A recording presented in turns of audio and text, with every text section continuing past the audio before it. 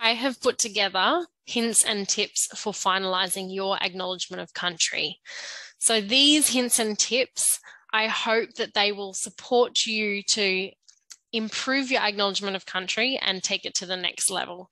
How to make it be a standout, gold standard, high quality Acknowledgement of Country.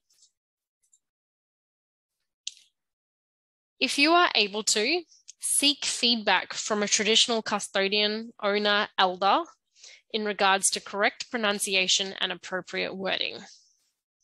If you are unable to seek feedback from a traditional custodian, owner, or elder, seek feedback from colleagues, family, and friends.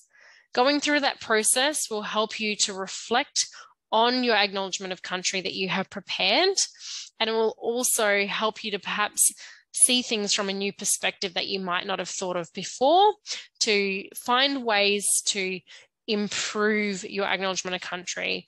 So it's about starting with an Acknowledgement of Country that may be good, but then taking it to the next level and making it a great one.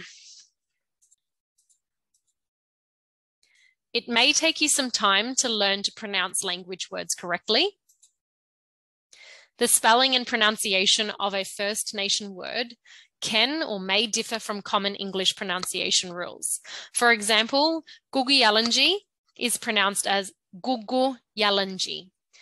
From an English worldview, your first instinct might be to see the K and pronounce it as a K, kuku. In a Gugu Yalanji worldview, we sound that out with a G. So the K is a G. So it's pronounced as Gugu Yalanji. So listen closely. If you're consulting with traditional owners and custodians, listen closely to the way that they pronounce the word so that you're able to share that accurately when you're talking. And repetition will improve your competence and confidence. So repeating it over and over again will mean that you're able to pronounce it properly and also feel confident when you're pronouncing it. So this particular hint and tip is in alignment with a Bama worldview. So as a Gugu Yalanji person, I know from experience that one of the best ways to connect with another Aboriginal person or a First Nations person is starting with who you are and where you come from. We're not concerned about what job you have, occupation or career path that you've chosen. We want to know who you are and where you come from. So starting with a personal introduction is a great way to personalize your Acknowledgement of Country and a way for your audience to connect with who you are and where you come from.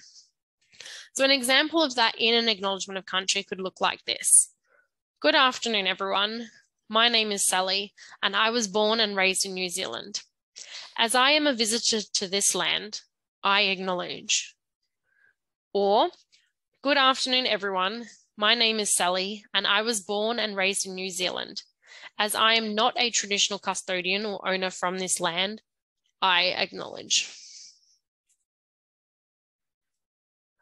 Perhaps you're a member of an organisation or work for a government department, or perhaps you own your own business or you're a principal of a school.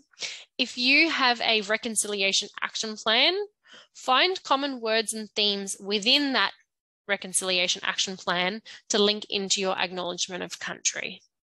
This is a great way to demonstrate the connection between your practices and your intentions for respect to the traditional custodians and owners of the land.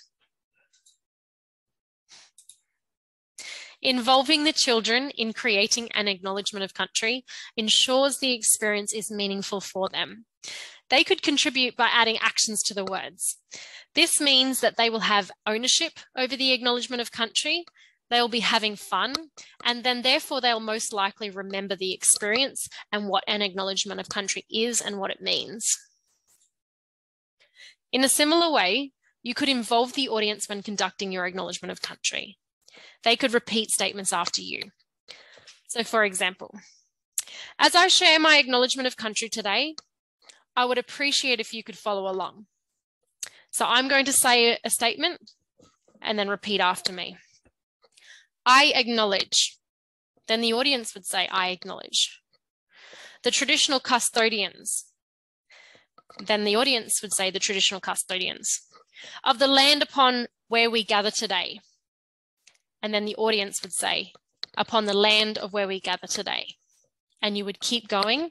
You could do this repetition for the whole acknowledgement of country or part of your acknowledgement of country. Remember to do your acknowledgement of country in a way that is comfortable for you. It is an honor and privilege to conduct an acknowledgement of country. Reflect on the ancient and rich history of First Nations culture, the oldest living culture on the planet. And when you do this, think about what emotions come up for you. How do you feel? So when you're conducting your acknowledgement of country, I encourage you to feel into those emotions to support your sincerity.